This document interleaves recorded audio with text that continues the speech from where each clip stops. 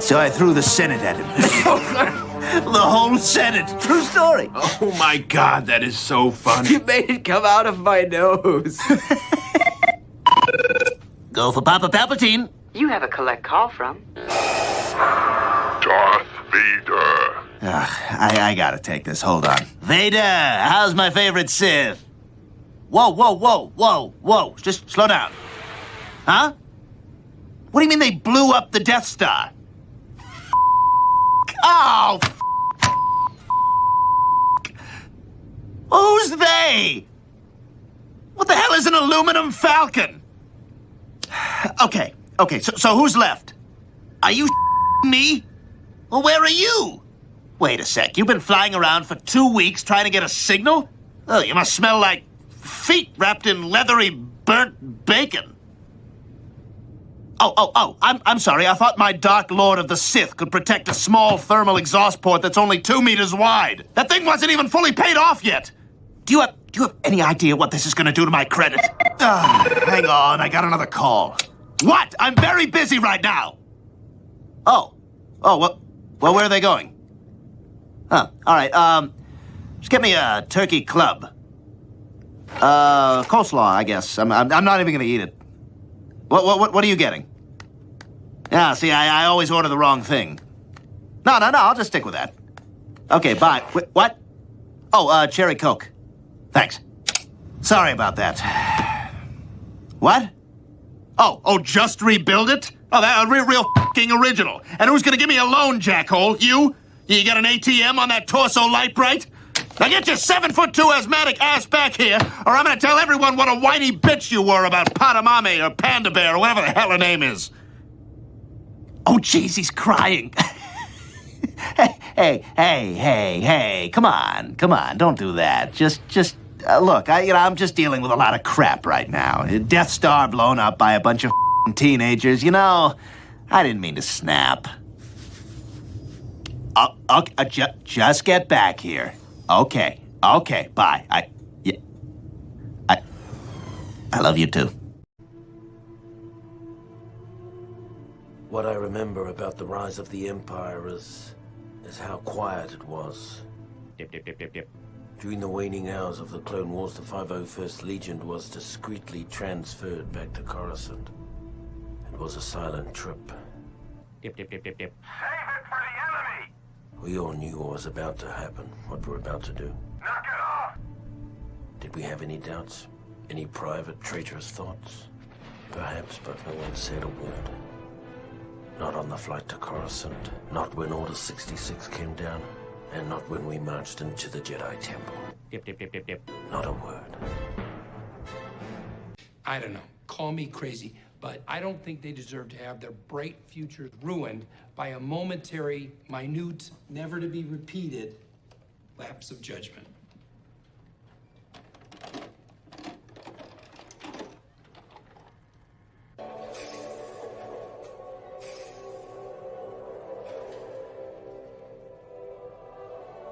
Master Skywalker, there are too many of them. What are we going to do?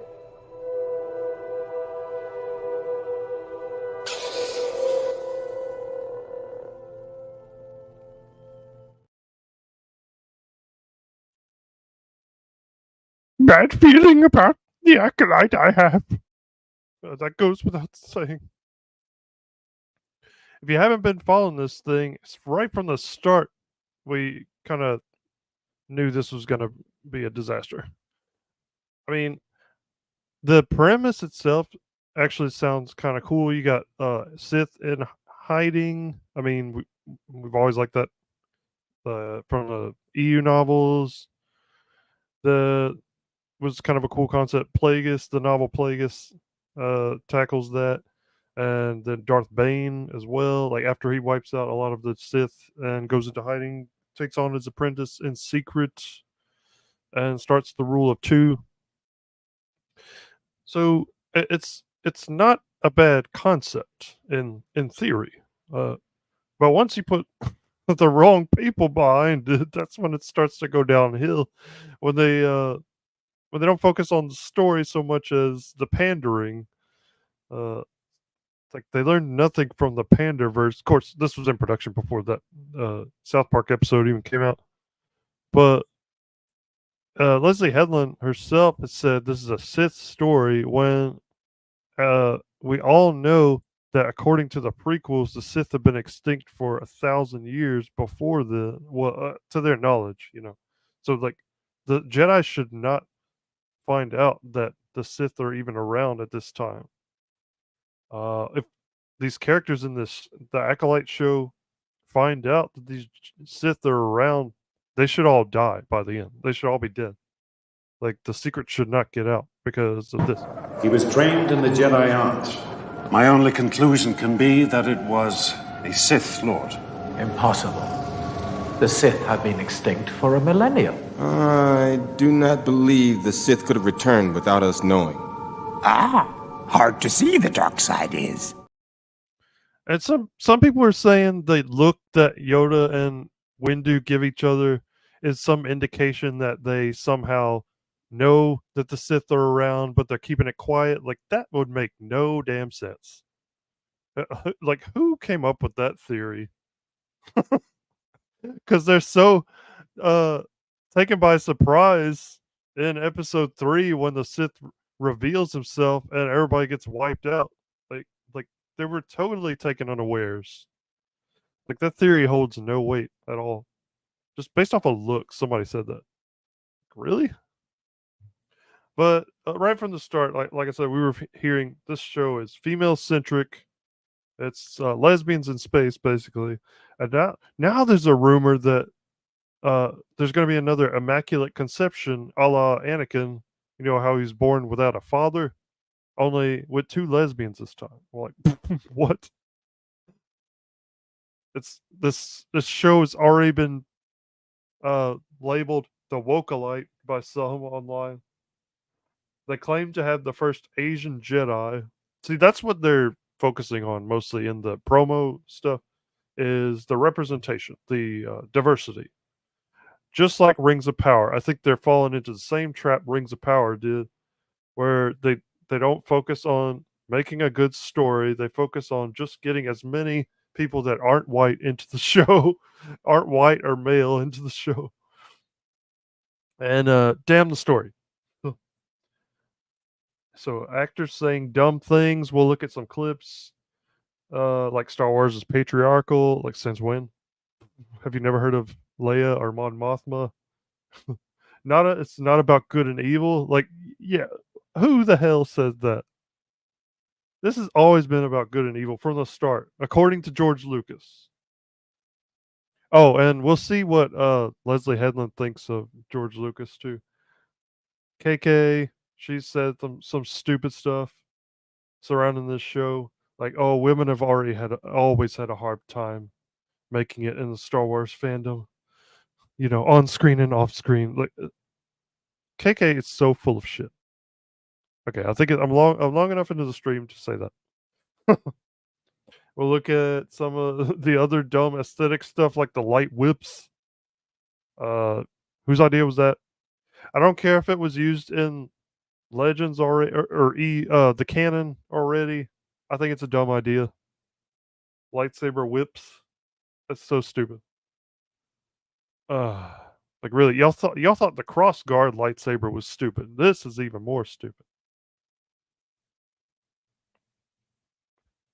But we'll get into all that. Yeah, the way they said, "Oh, we got the first Asian Jedi in here." I was immediately like, "Wait, wasn't there one in Attack of the Clones in the arena scene?" There was. Her name is Bolter Swan. I remember that. I read every damn thing when these movies were coming out. I was reading the Central Guide to Characters, and she was mentioned in there. Because there was a whole section dedicated to the Jedi in the arena, and her name popped up.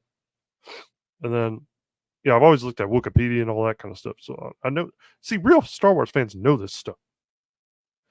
But see, even that doesn't make sense because Asia isn't a thing in the Star Wars galaxy, because Earth isn't a thing in the Star Wars galaxy. You just have characters that look like, they come from the regions of our world. but they're all human beings. See, that's the point. Like, there's no racism per se in the Star Wars galaxy except towards droids. And I think that started either in the Old Republic or the prequel era because of the Clone Wars and the droids were the ones on the separatist side. So that kind of explains why Wuher in the cantina was so racist against droids. It's like, we don't serve that kind here. They'll have to wait outside. That kind of retroactively explained that when George Lucas did the prequels. But let's look at these clips. Yeah, I'm gonna look them up. This one right here. This comes from Jar Jar Abrams. that's an actual account on YouTube. He's got a lot of inside information on the Star Wars creators. Filmmakers, especially young women, ask me, if I want to become a filmmaker, what do I do? I'm always like, when that happens, say yes. Don't say, I don't know how to make a movie, because men don't say that. Dudes roll out of film school, throw on a Spielberg hat, and go, I know everything that I'm doing.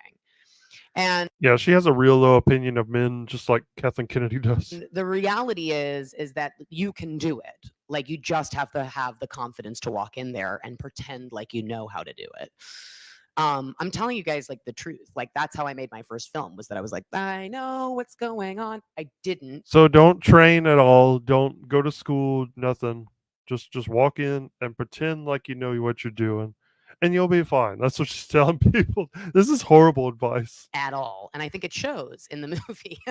But I got to make my first one, which helped me to make my second. Like, you wouldn't tell a teacher to not go to school at all. You wouldn't tell a writer not to do, any kind of train, like, to put out a book, but not even edit it, proofread it. One, and the second one will help me make the third one.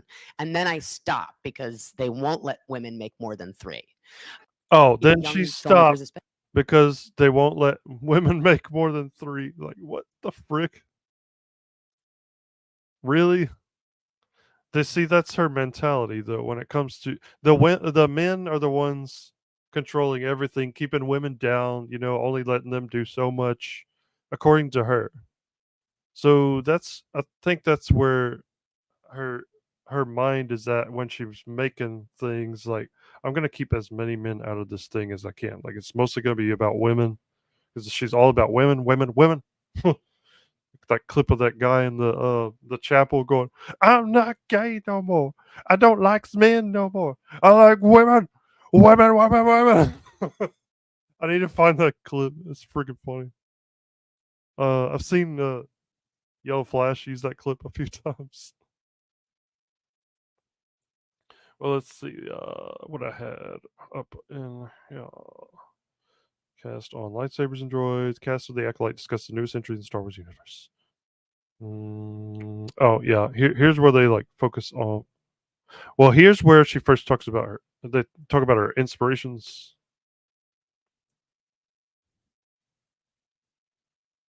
Well, I hate when they preview a video before you actually see the video. This is so dumb. Let's see real quick.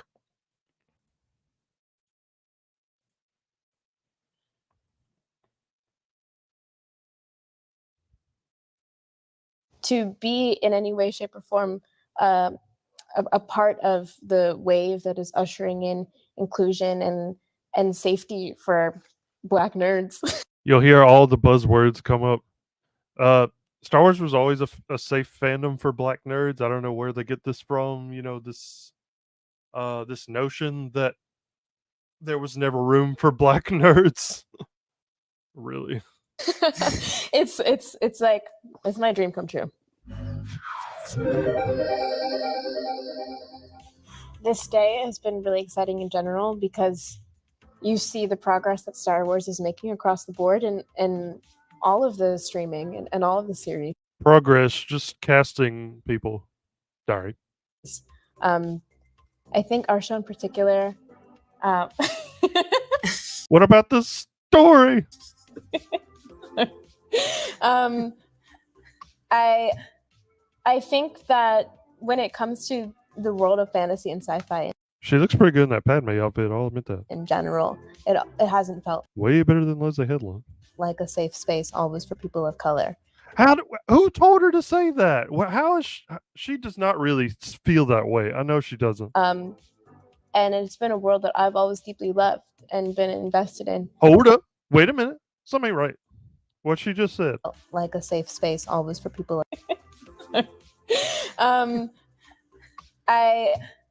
I think that when it comes to the world of fantasy and sci-fi in general, it hasn't felt like a safe space always for people of color. And then in the same breath, she says this. And it's been a world that I've always deeply loved and been invested in. So you were still able to enjoy it. You're like, nobody was telling you, hey, you can't read that. You can't watch that. You can't discuss that. So how does it not feel like a safe place for people of color? Be in any way, shape, or form a part of the wave that is ushering in inclusion and safety for Black nerds. Does she not know there was a black guy in the original trilogy? There was one in the prequels. There were black women in the prequels. I mean, come on. They keep acting like this stuff is new. It's like it's my dream come true. I don't think I could have ever imagined myself as a Jedi. Yes, one's because I was. Oh, and sci-fi in general, she said. Has she never seen Star Trek? Has she never seen Star Trek? Battlestar Galactica. Stargate. Any of those things. It's not reflected for so many times throughout these films in the past. But it was just also something that it didn't equate in my mind. I don't know about for you guys as well. So to see such a diverse group played out now, Honestly, I know that it's going to be a healthy reflection on so many other young people and old people. I mean, no ageism allowed in this. It's Star Wars. We can all fit. Yeah. They're just word salading. I think it's going to be a really definitely impactful. It's going to be a cool moment for me for sure. I can tell you that. Yeah, I think it's fun to think that like all the like kids out there who will see themselves like reflected in us, which is something that for the first time. Yeah, exactly. This is the For the first time. First time you're getting to see an Asian Jedi, in JJ. Nope. Bullshit. Bolter Swan. Justice for Bolter Swan. It's a pretty big responsibility, but especially coming from what George pulled from on making the movies, I think it's an important reflection, right? Yeah, absolutely. His inspirations. Now just getting to see him and getting to see him inspire a new generation of Asian kids to like take up the lightsaber. Yeah. It's pretty incredible. And even just like the way that the stunts He never needed Asian people in his movies to do that. have been coordinated. They come from such an Asian background. All of the fight training that we've gone through is so heavily like influenced by samurai and by all of those martial arts and stuff that it is just perfect to have JJ embodying that. That was definitely something I noticed and was. Oh, this lady. This is the lady, by the way, that played Anne Boleyn. You remember Anne Boleyn? Henry VIII's wife? Pasty as hell. She was not a black woman. Not a black woman in real life. Really excited about and was one of the reasons that I chose to step into the world because I was so excited about that. Also, the woman that said Star Wars is very patriarchal. Totally ignorant. And I also really loved that, I feel that our show was much more woman-centered than what I have previously seen in the Star Wars world, just from the fact that, Tell us what you've seen. Our showrunner, our amazing, incredible showrunner, Leslie, is a genius woman, and, female producers and having Amandla be the person who's leading our cast. it was like a very cool, So Carrie-Anne Moss is definitely going to die in that first episode. I thought, way into this universe in a way that I feel that people have never necessarily seen before, other than now they're going to see Rosario do an amazing woman-centered show as well. But yeah, I feel like we are part of a wave. Yeah, we already saw that. Of more inclusive and more beautifully represented Star Wars shows. So yeah, that felt really cool, and I felt the importance of that. And then it also felt always on set, especially in some of the stuff that I got to do, where everyone, you know, really was excited about, you know, what they were seeing and what that would maybe mean for different fans that don't necessarily look like what you normally think like the traditional Star Wars fan looks like. Because if there's any, how would you know what Star Wars fans look like? Have you ever gone to a convention? Have you ever even been in a chat room with Star Wars fans? thing that I learned from this show, it's that, you know, the Star Wars fan is varied. 막상 하면서 더 많이 느끼게 된 것 같아요. 그래서 오히려 처음에 이 촬영이 시작했을 때보다 매일 촬영장에 나갈 때마다 익숙해지지가 않고 오히려 더 마음이 더 무거워지면서 어떻게 하면 이 표현을 더 많은 사람들에게 더 잘 전달할 수 있을까? They trot out this poor guy and make him speak in his native language so they could feel better about being so inclusive, so diverse. Hey. It's just the usual talking points that we've heard time and time again. I think, I don't know if it's their publicists or Lucasfilm making them say all these things, but they're so cringe. People are always pointing out how cringe it is, but they keep doing it. And then when people complain about the show, they'll call them sexist, misogynist, you know, racist, everything under the sun, just to discredit them. And all we're pointing out is what about the story? Why do you not focus on the story a little bit more? Why is all you talk about the diversity and inclusion, representation, all it, but you leave the story on the back burner every time. Here's a little more insight into Leslie Headland and her feelings on George. Like I guess she thinks people are too protective of George and like reverent of George. Like we look up to George too much. Like we credit him too much for creating Star Wars. No, the story just came from his head. I'm not saying that he did everything himself, but it all happened because he had an idea. The story was his.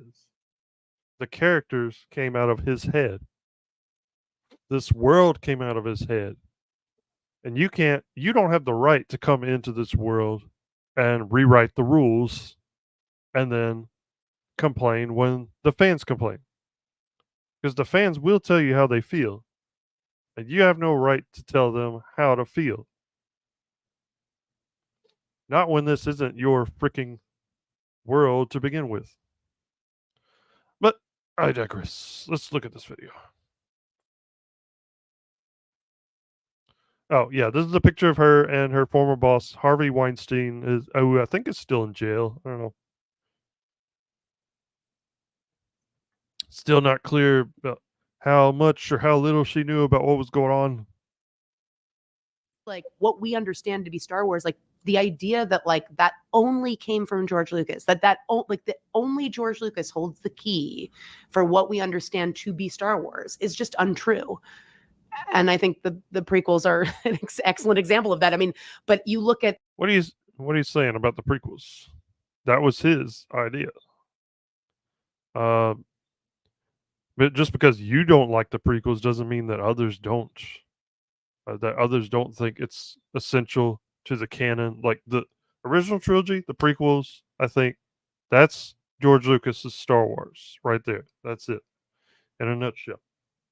The rest is just window dressing, extraneous.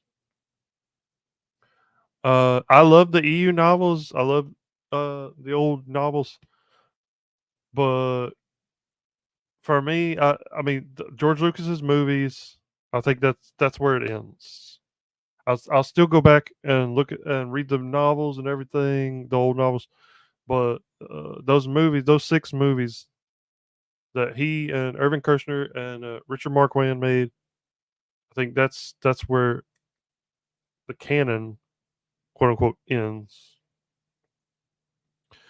And yeah, I don't think she or anyone else could say they're, you know, the key holders, the stewards of this property. I think George Lucas is the only one. It's like somebody else trying to redo or add to Tolkien's lore. Like, we make an exception just because it was Christopher Tolkien who was his son, like the most devoted son in the history of the world, the best son anyone could ever ask for. Continued his father's work, put together the Silmarillion, the unfinished Silmarillion, uh, and then essentially solidified his father as the greatest creator that ever lived, besides like Shakespeare. I think it's Tolkien, Shakespeare. There's maybe like 3. Homer, maybe. But George Lucas is a modern day genius, and no one can ever take that away from him. Not even this bitch. McQuarrie's work, and you realize like what an indelible mark this man has made on. Okay, Ralph McQuarrie, I believe she's referencing. That's the guy who did a lot of the concept art for Star Wars, not just the original trilogy, but I think he did some for the prequels too. Guy's a legend. Did a lot of movie posters too, and yeah. So some of the aesthetics, the look of Star Wars came from him, but still the characters came from George Lucas's mind. He relayed that information to Ralph McQuarrie when he did those designs. So you still couldn't have had that without George Lucas. On culture via this one role that he played in this film, and the idea that like when you're hiring a director, that everyone is sitting in there waiting for George Lucas and not for the person who's going to know to hire Ralph McQuarrie. That's the problem. That's the misogyny and. So who hired Ralph McQuarrie? And what is this misogyny she's talking about? And the problem with the auteur myth, as it stands, auteur myth, that's the problem. That's the misogyny and the problem with the auteur myth. She is obsessed with the idea of misogyny. She's so much that she's become a misanthrope. A misandrist, I should say. As it stands today, because they're not thinking this is the person that will hire the right people, and this is the person that will be able to create the lookbooks and direct people to get them to that place. They're just thinking, do you have all the answers? And the truth is that nobody does, and anybody that says they do is lying. You know, the idea that person is replaceable and the writer director is not is something I would challenge.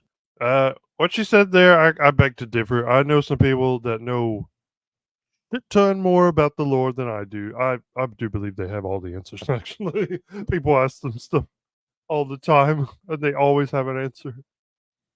But I guess I see what she's saying. It's like, don't rely on just one person to get this done. You know, like not anyone. Not any one person holds all the answers, all the ways of doing things. That I don't know. It just comes off as a little standoffish. Some of our comments dismissive of George Lucas. And we as Star Wars fans take that personally. Because that's our boy right there. That's the creator. Let's see. I was going to look at...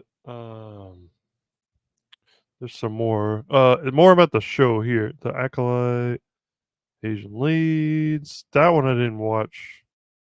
Yeah, this video I didn't watch. I'm going to have to check this one out. See. Oh, this is the Nerds of Color. The Nerds of Color channel. It's funny that they even have a channel like that. Okay, I guess whatever floats your boat. Let's. Was that?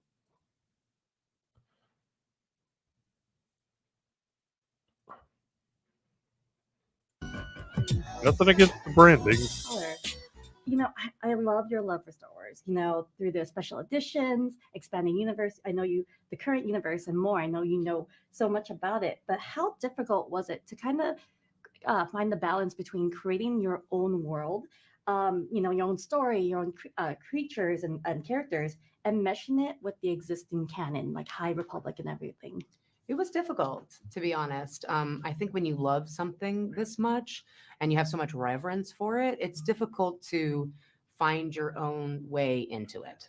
I felt like the best thing I could do was lean on the things that I love the most about Star Wars, the things that the other media has taught me about Star Wars, using practical sets, practical creature effects, the way that George used on the original trilogy, setting it in a time period that foreshadows the Phantom Menace and comes after the High Republic. Wait, so did she like the prequels or did she not like the prequels? I'm confused now. Because that previous video, it sounded like she didn't like the prequels. A bunch of Jedi fighting each other, just not fighting each other, but fighting the bad guy, which of course is prequel era. And then, you know, the inspiration of several Clone Wars episodes, including bringing some species to live action that I never got to see. And of course the episode The Wrong Jedi, that I think we borrow a couple of themes from. She's talking about the story arc where Ahsoka was framed by Barriss Offee. Offee tried to blow up the Jedi Temple and then framed Ahsoka for it. And of course, they found out Ahsoka was innocent. And when they tried to reconcile with her, invite her back to the Jedi Order, she said, "F that, I'm leaving." Bye. So I guess she said they're gonna reference that or pay homage to that in here or somehow. Well, as a huge fan of, as well as Akira Kurosawa and Toshiro Mifune, who was supposed to who turned down the role of Obi-Wan Kenobi, famously turned it down. Yeah. And this wasn't he sort of like, it just seemed. Oh, so there was supposed to be an Asian in the original Star Wars movie. Huh. But y'all trying to say, diverse people were kept out of this thing. All right. He was like, it's not my thing. It's niche, and like I was it's niche. But you know, the series was heavily it was influenced by, and this one too. The series is influenced by martial arts, yes. And samurai films of Kurosawa's time, as well as, you know, the storytelling in Rashomon. Yes, yeah. And did that inspire you to kind of have having Asian leads and several Asian faces in the series? Oh, yes. I mean, it must have been in the back of my mind, but I don't think so. Like at the time, that wasn't my thought process. My thought process was, well, I had one idea for every role and I got every single person. There was no casting process. I wanted Amandla, I wanted JJ, I wanted Manny especially. I was like, I have no other ideas. So it's got to be Manny Jacinto. So I guess it must have been back in the back of my mind in terms of lending that particular as we as we leaned into that genre. It must have been in the back of my mind, but it certainly wasn't something intentional. No. No, it's just beautiful to see, like, Asian faces and people of color kind of leading the charge of Aw. this. So it was really important for us. So Oh, good, good. yeah. And what I love about the series too, well, like I love the series so much, and it doesn't Oh, good, good. That makes me feel so much better about myself. it doesn't feel like other Star Wars films or series Oh. because they play into the space western vibes and the genre of that. It's like it doesn't seem like for this series it seems to have a different understanding of what the force is or the threat. And Yeah. I was wondering for you, what genre elements did you want to incorporate into this? Well, definitely wuxia. I mean, wuxia is not just about martial arts. There's usually some aspect to it that is either female or romantic. It has this almost like it's like Shaw Brothers meets Jane Austen almost. Even Ong Lee, when he was pitching Crouching Tiger, Hidden Dragon to Michelle Yeoh, he said it's Sense and Sensibility. That's really what it is. On top of all of this incredible action that that cast was able to execute. So I think that was probably foremost in my mind. And then the anime that I love, like Cowboy Bebop, was a big inspiration. First of all, I was a huge fan of it. I think, one of those things where I remember where I was when I finished watching it. Yeah. And I screened it for the writers and for the designers so that they can understand the tone I was looking for. Well, I love the tone and I love the elements that you added in Oh, there. thank you. And just the characters itself. So thank you so problem. much. Thank It you, was so Oh, they finally talked about the characters, but not much. And the tone. lovely chatting with you. I guess that's something about the story. But they waited until the very last second of the video to touch on the story. Most of the interviews I'm seeing are just about, like I said, diversity, and that's pretty much the focus. Like, where's the story talk? Here's a Star Wars Conversations. Leslie Headland and Dave Filoni. I think this has been making the rounds. Wait.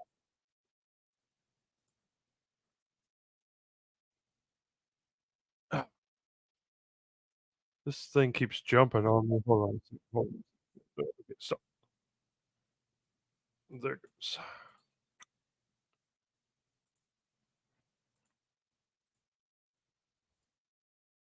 Now this one, I don't know if I've seen this whole thing, but I've seen it clips of it in other live streams. Let's check this out. Two directors talk about Star Wars. That sounds good. That does Let's sound do good. that. Actually Let's sounds do it. really good. Tell me about the Acolyte. I'm sorry, just you asking me that question is making me cry. Is it? Just answer that damn question. That's all right. Yeah. It is a big deal to a lot of people. It affects people in different ways, and this is your story, so. What I was interested in. No, this is not your story. Star Wars. George Lucas' story. And examining were the Sith. The master-apprentice dynamic. So definitely Sith. If the apprentice is craving the master's power, then at some point he must recruit his apprentice to overthrow the master. Yes. And that is the Acolyte. Right. Who trained you? You don't wake up thinking you're evil or that you're the bad guy, as explored by George and Anakin. Yeah, I don't think Anakin ever thinks he becomes evil. Bullshit. When he kills those kids, you don't think he was having second thoughts at any point? Like, I wasn't trained to do this. Not by the Jedi. No. Fuck it. I already killed one. I'll just kill all 50 of them. Won't feel bad about it either. No, that's why he was crying on Mustafar. Because he never felt like he had turned evil. That's why when he speaks to Luke, he says, "It is too late for me, son." No, never felt like he went down the wrong path at all. Oh, God. It's like they haven't seen the movies. I in agree. life, And I you think know? a lot of the characters in the Acolyte have to convince themselves that they are Doing the right thing. They're doing the right thing. This is The old everyone's a hero in their own story. the Clone Wars. Yeah, no kidding. Ahsoka was such an interesting character to me. When we started, we had it very much a shell shock moment for her. I feel like they've overused her now. Oh man. Her that she was out of her depth. And I'll never forget it. George watching it and saying, "You guys are taking this a bit too seriously." He went on to explain that, like, even at a young age, she's not out of her depth for any of this. I had a similar experience with the character Jackie. There was a note from somebody that was, wouldn't she be scared on her first mission? And I remember you telling me about that story.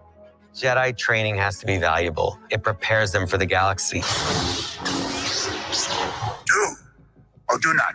Do or do not, there's no try. That's like, if you're trying, you're not actually doing it. I had to do that with ACOLYTE for sure. My agreement with myself was whenever it overwhelms you that you're doing your dream, you just have to do it. Honestly, the times that I felt the most worried was not the special effects, the fighting choreography. It was the emotional stuff. These things that George understood about filmmaking, understood about iconography, are things that we still try to tap into. It's the Western. It's the samurai film.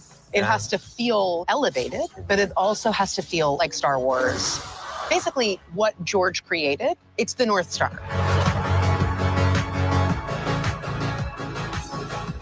What are you? She was just saying, not one man holds the key. Like, why would she even be worried about honoring what George created, using his ideas as the North Star?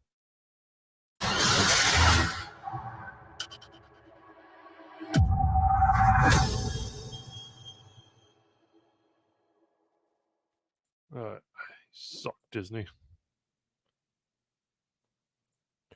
All right, let me look at this. Let's go back to the playlist.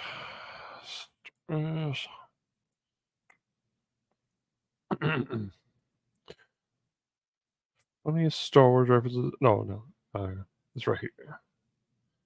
T expanded universe. Oh, okay. So I guess they're gonna stick a lot of stuff from the expanded universe in this show too, like Easter eggs.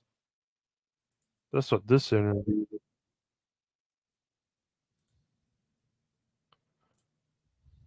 I'm just checking out all this stuff because I haven't seen a bunch of this stuff.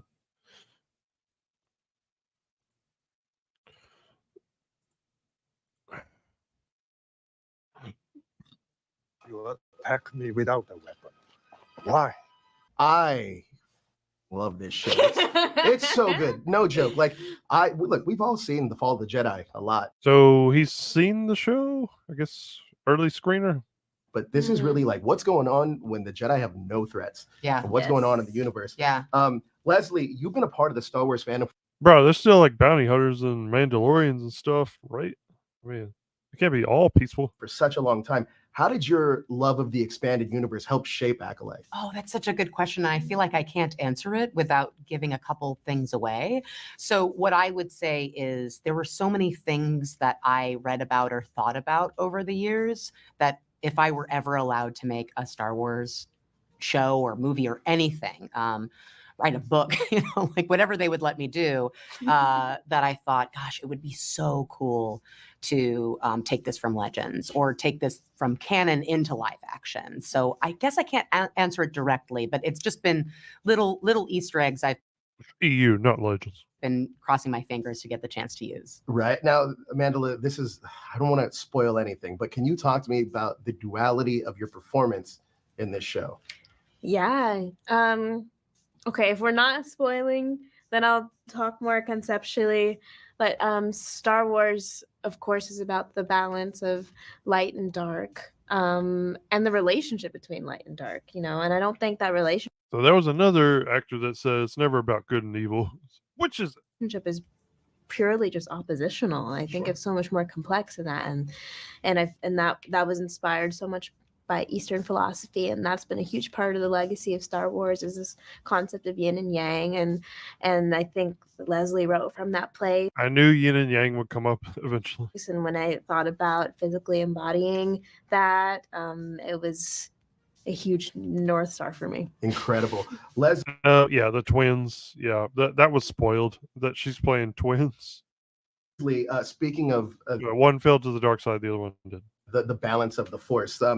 How does your understanding of the Force being balanced kind of play out in Acolyte, and how will that contribute to the larger discussion of the Force? That's a really good question. I actually was thinking about a version of that when Amandla was giving her answer, that there is this flux in her performance between good and bad, and a constant trying to balance two ends of the spectrum, if you will. I think that exists in all of us. I just think that when you watch a Star Wars piece of media, it's usually embodied by certain characters or plot points or themes. But her character's most likely going to be redeemed. Like, they can't have a black woman remain evil, not in current day. Reva, they couldn't have her stay evil. I knew she was going to get redeemed by the end, and then lives. Like, I feel like Obi-Wan would have killed her, still letting her go, because she tried to kill Luke. She knows where they live, and he lets her go. Yeah, no dog. But I think inside all of us is that level of duality, that imbalance, or balance. So I would say if you keep watching the show, you keep watching people go from balanced to imbalanced rather than from good to bad. You see, I think with every bad, there's a little bit of, no one's all bad or all good. There's always a little bit of bad and the good. Explain people like Jeffrey Dahmer or John Wayne Gacy or Hitler. And a little bit of good and the bad. And I think it's all about going up and down that spectrum for these characters. So don't draw too many conclusions about people until you finish the season. Absolutely. I'm sure she'd have some good things to say about her former boss too, right? Absolutely. Now, like we were talking about Eastern culture just a second ago, and I know that the lightsabers and the Jedi are really based on samurais, but we dive a little bit deeper into Eastern culture with the fight scenes in this that we haven't really seen in Star Wars. Can you talk about, because all the fight scenes that we've seen, they almost have a different fighting style depending on who your adversary is. Can you talk about training for that, and what stunt are you most proud of in the show? Well, he doesn't know about Jedi fighting styles, obviously. There's different forms. That's such a great question. Yeah. Wonder if Leslie knows. Well, I mean, when Leslie and I, when Leslie first presented this project to me, we discovered that we have a lot of the same favorite movies, including Kill Bill. Yes. Yeah. Crouching Tiger, Hidden Dragon, Seven Samurai, and Donnie Darko. But I just have to. So they didn't look at Star Wars at all when they went to make a Star Wars project, did they? Shame. Throw that one out there because we love Donnie Darko so much. And Why Donnie Darko? What the hell? That's out of left field. That. Yeah, I like the movie, but what the does that have to do with Star Wars? But I just have to throw that one out there because we love Donnie Darko so much. And Oh, Leslie has yes, a tattoo. absolutely. That Frank over here. I'm thinking about getting a tattoo.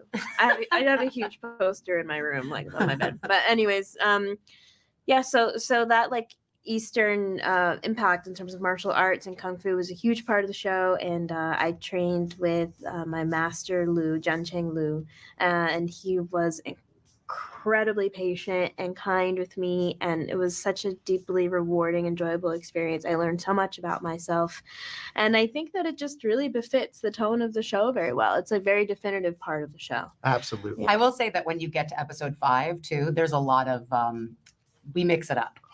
Why they had to give her dreadlocks? Her hair looks good like this. I don't know. There's one fight that I was thinking specifically that you have that is a hand combat that's very down and dirty. Oh, that's scrappy, if you will. My favorite. I don't want to say too much, but the stunt that I'm the proudest of, the sequence that I'm the proudest of, is a girl fight. Oh, that I'm gets excited. gnarly. Yeah. I'm not gonna lie. Well, I would assume most of this show is girl fights. Look, like I told you, I've seen the episodes that we have twice. The show's absolutely incredible. And every time I watch it, I have a new theory of what's happening. So I have my own like fan theories that we'll share later. Mission I'm accomplished. sure they're all wrong. Yeah, mission accomplished. I didn't do it. Trust me, whatever you think, like whatever cool idea you think they're going for, it's probably gonna be the opposite. Leave me. Don't leave me. Bloop. It's out. Right, let's see. Next, ACOLYTE cast interview. Which one is this? Discuss the newest entry into the Star Wars universe. I think, didn't I look at this one? Talks about. Oh, yeah. I already looked at that one. Oh, wait. This. Look at this one.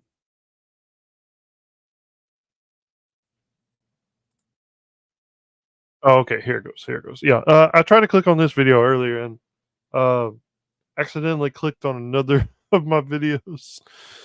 This one talks about her like inspiration, I think, behind the show. Let's check it out. Please welcome creator, showrunner, and director of the. I watched some of the. I reacted to some of the Star Wars Celebration last year, but I didn't watch all of it. I mostly watched the cringe parts. This might be another cringe part, though. We'll see. ACOLYTE, Leslie Headland. Set during the High Republic, The Acolyte is a mystery thriller about a Jedi and her former Padawan investigating crimes. It seems like you are in great hands with showrunner Leslie Headland.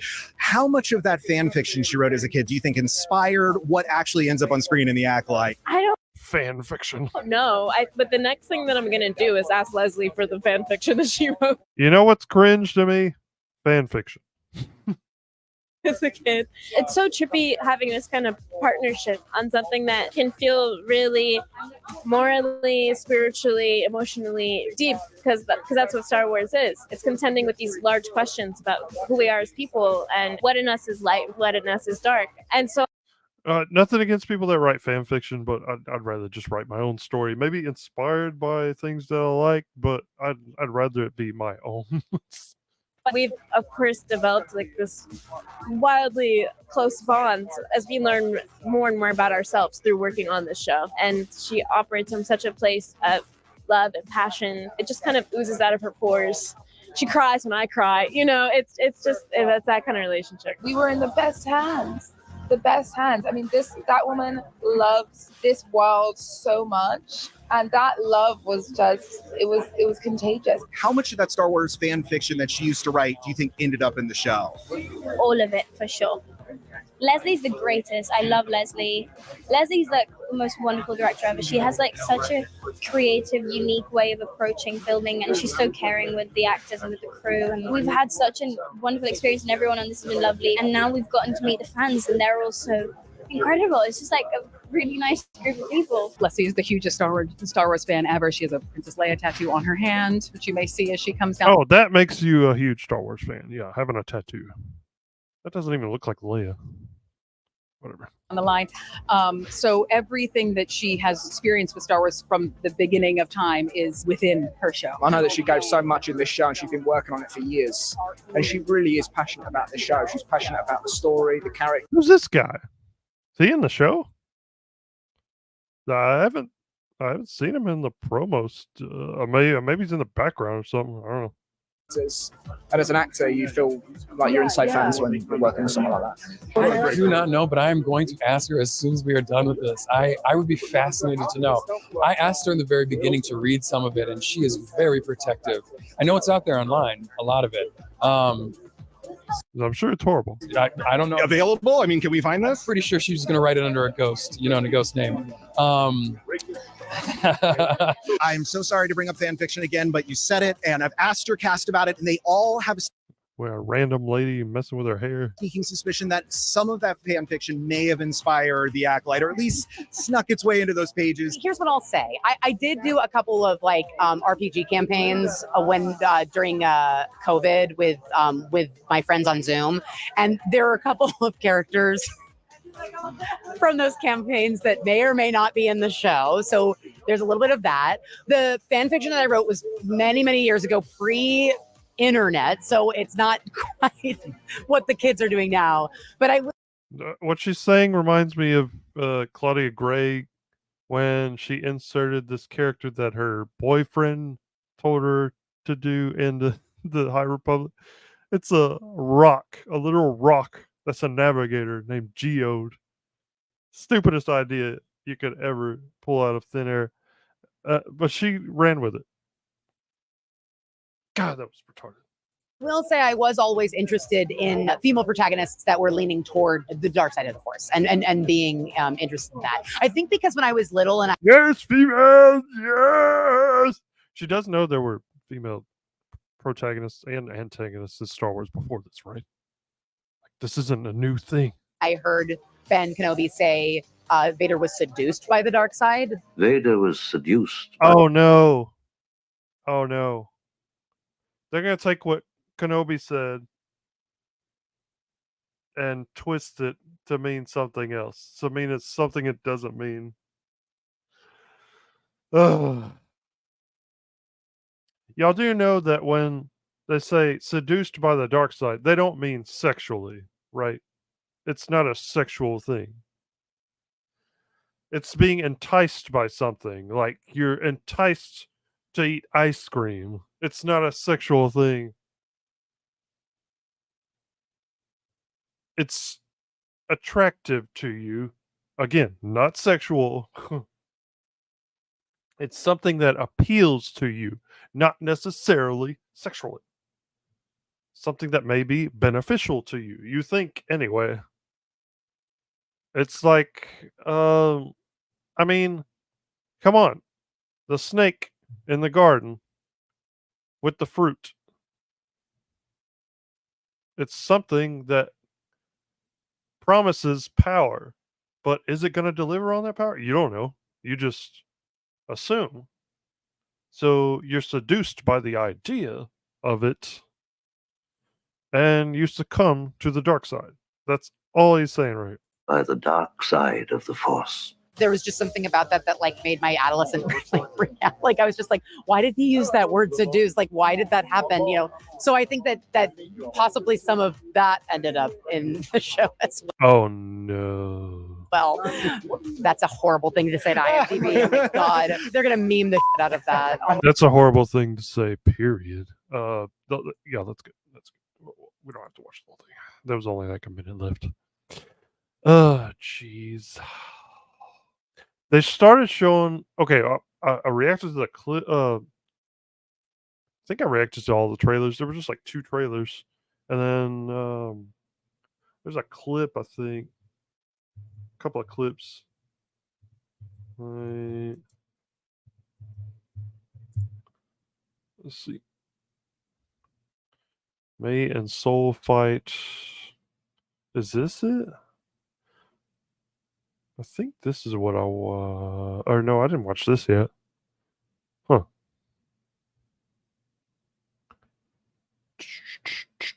Crafting the combat. Yeah, I'll look at this one. Is it?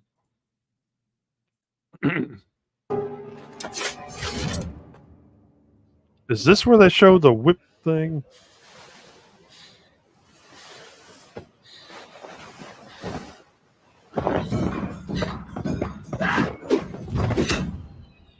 Oh, what's her name? May? The real original with the Ray. May.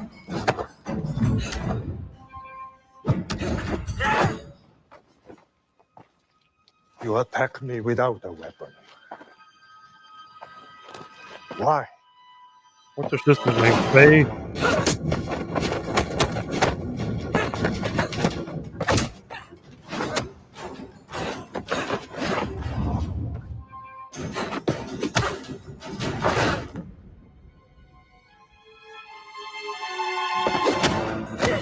Hey, teleport?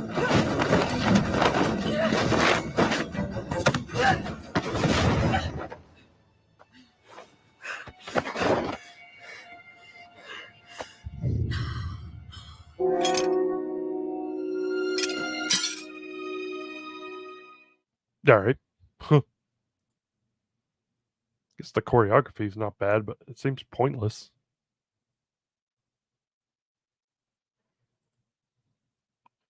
Let's see. I know there was one with the whip. I gotta find that.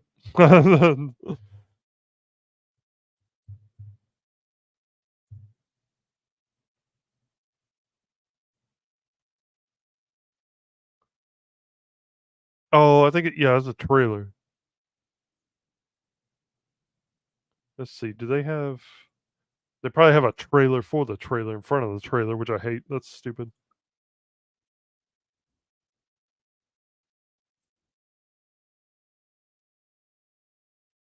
Oh wait, never mind. Looks like it starts after. I know it starts right away.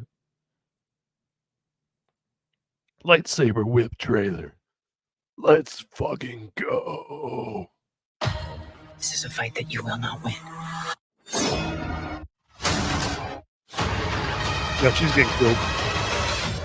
Right at She's the beginning. killing Jedi. It doesn't make sense. Oh no! You saw it.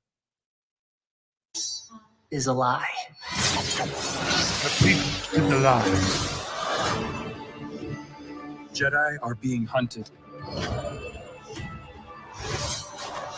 Oh yeah, they were referencing the Sith code, by the way. If you didn't know, peace is a lie. She was my student. I trained her. Let me be the one to bring her in.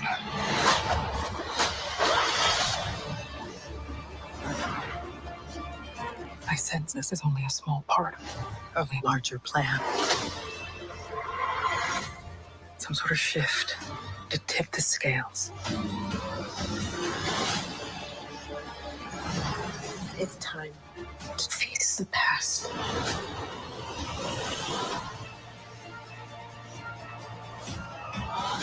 A lot of generic kind of tropes, lines, you know. Destiny is not decided for you by an anonymous force. If you want to pull the thread and change everything, then pull it. How you know it's not destiny or the force making you pull it, dummy. Oh, people are saying this mask is supposed to be like a reference to Abeloth. Abeloth kind of looked like with the teeth and that. I don't know. I don't know if the creators even know who Abeloth is, or maybe Dave Filoni. Yeah, I don't know. We'll see. The mask looks a lot like Kylo Ren's. You might want to steer clear of sequel references, you guys. I mean, they haven't so far with the Disney Star Wars, the other shows. Like Ahsoka and Mandalorian kind of leaned into the prequels with Canto Bite references and, you know, the cloning stuff, Project Necromancer and whatnot. So I guess they don't care. You know, they don't care that the reception to the sequels was horrible. Oh well. What are you? I am what you made me. I guess that's supposed to be the Sith that she's the acolyte to, the apprentice. Did they show another scene? Oh no, that's it. That's it. Yeah, but look at that whip scene. What was that? Was that right? It was like for a split second, I think. Wasn't it? Justify their galactic dominance in the name of peace. But that peace is a lie. The Jedi justify their claim. So okay, so this is gonna be a whole nother takedown of the Jedi kind of thing. She probably has even a less of opinion about the Jedi than George Lucas did. I mean, George Lucas understood the Jedi were not perfect. They had this dogma about them. They have these doctrines they follow blindly, a lot of them. Whereas if they kind of adapted with the times, they might have survived. Instead, they became compliant to the Senate. You know, they're lapdogs. They got complacent. You know, and allowed evil to rise. So their hubris allowed, you know, the evil to come in and take over. So the Jedi were never perfect. But this High Republic era, I don't actually know much about it other than the memes, like the Rock character and the non-binary characters, the trans characters, the gay characters. That's all they've been focusing on with this new era, this High Republic era, is the diversity, inclusion, representation, and nobody cares about the story though. Like the sales on the books have not been good.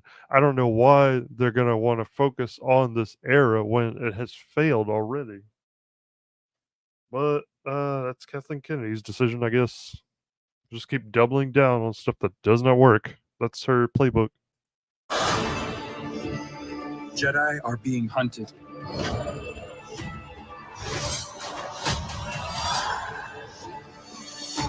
She was my student.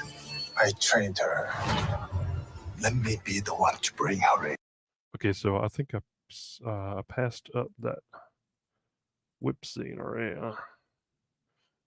Wookiee Jedi. We've had Wookiee Jedi before. Chewbacca's nephew, Lobaka, was one in the EU novels. And I think there were others in the Old Republic. Believe me. Looking for Last that whip scene. A Jedi was murdered. Yeah, I got to see who was wielding that. I don't know who that was. The Jedi justify their galactic dominance in the name of peace. But that peace is a lie. Where the hell did I see that? Oh, is that it? Yeah, that's it there. Huh. It doesn't make sense. Who is this? Oh, that's the green lady that's got the light whip thing. But this makes no sense though. Look at this thing. Hold on. We gotta like slow that down or something.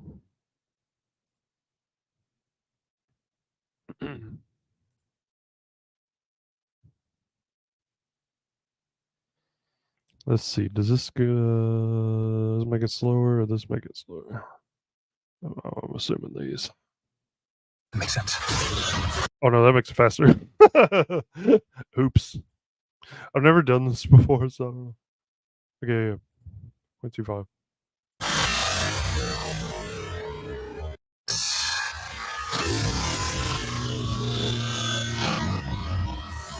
Whoa. Look at this. That's so stupid. Look, again.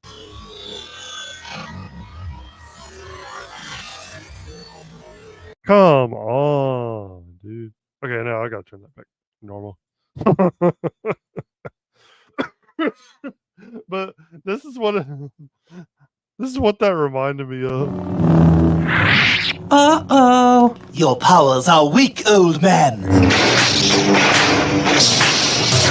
Obi-Wan! Boy, you got here just in time.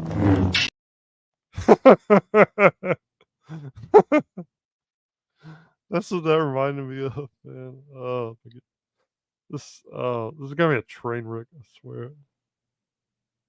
Because what do we know about the story? Other than, okay, there's sisters. One of them turned to the dark side. One of them didn't. Right? Her master's trying to bring her in. What about the other characters? What do we know about them? There's so many characters in this thing. It looks like. There's a witch cult thing. I guess it's not the Night Sisters. It's some other kind of coven, I guess. And that's the chick from Anne Boleyn. That's the leader of that group of people. Then you got the Wookiee Jedi. You got what's his face with the bad hairdo. You got the green lady with the whip. Like, what are all these people doing here? So I guess this is going to be the main plot. Them just finding out about who's killing the Jedi, and then once they find that out, then what happens? Do they all die?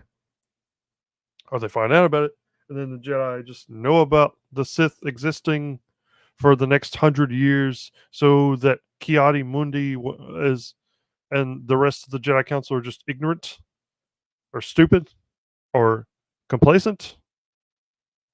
Not complacent. They're complicit. They know the Sith are around, and they just keep it to themselves. Like I said, that makes no sense because they're caught unawares when Palpatine is on the scene and wipes them out. I don't know.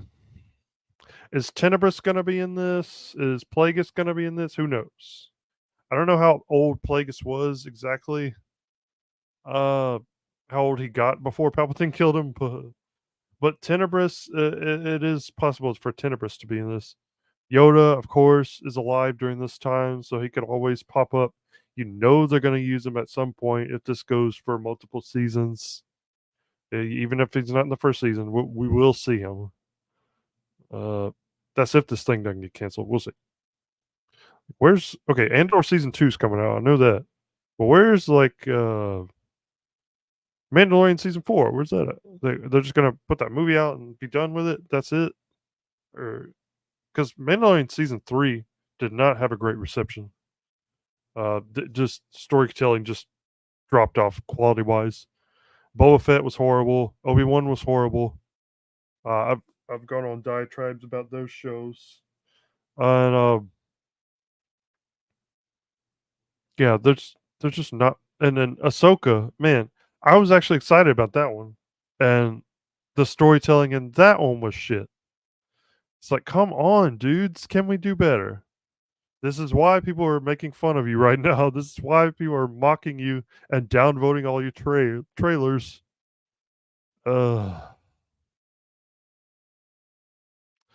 But I digress. 1994. Today was my first day of writing the new Star Wars series. Tablets, ready to go. Nice fresh blocks of pencils. I'm all set. All I need is an idea.